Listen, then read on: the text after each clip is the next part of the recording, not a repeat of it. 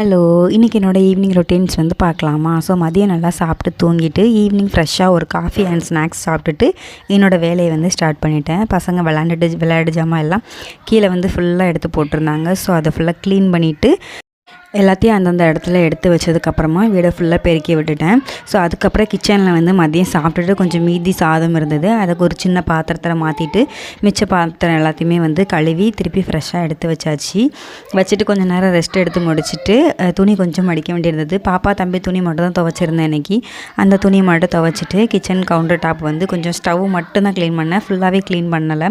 So stove வந்து நான் என்ன பண்ணேன், சும்மா வந்து நம்ம நார்மலாக பாத்திரம் கழுவோம் இல்லையா, சோப்பு அந்த லிக்விட் அதை வச்சு ஃபுல்லாக நம்ம வந்து ஃபுல்லாக க்ளீன் பண்ணிவிட்டு கொஞ்சம் நேரம் பிள்ளைங்க கூட விளையாடிட்டு அதுக்கப்புறமா நைட்டு டின்னர் செய்ய ஸ்டார்ட் பண்ணியாச்சு. ஸோ இன்றைக்கி டின்னர் வந்து தோசை செஞ்சு சட்னி வச்சிடலாம் அப்படின்னு பிளான் பண்ணியிருந்தேன்.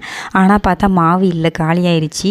அப்புறம் திருப்பி நாளைக்கு அரைச்சிக்கலாம் அப்படின்ட்டு கடையில் தான் வந்து ஒரு பாக்கெட் மாவு வாங்கியிருந்தேன். மாவு வாங்கி சைடிஷாக வந்து தேங்காய் சட்னி மட்டும் தான் ப்ரிஃபர் பண்ணியிருந்தேன்.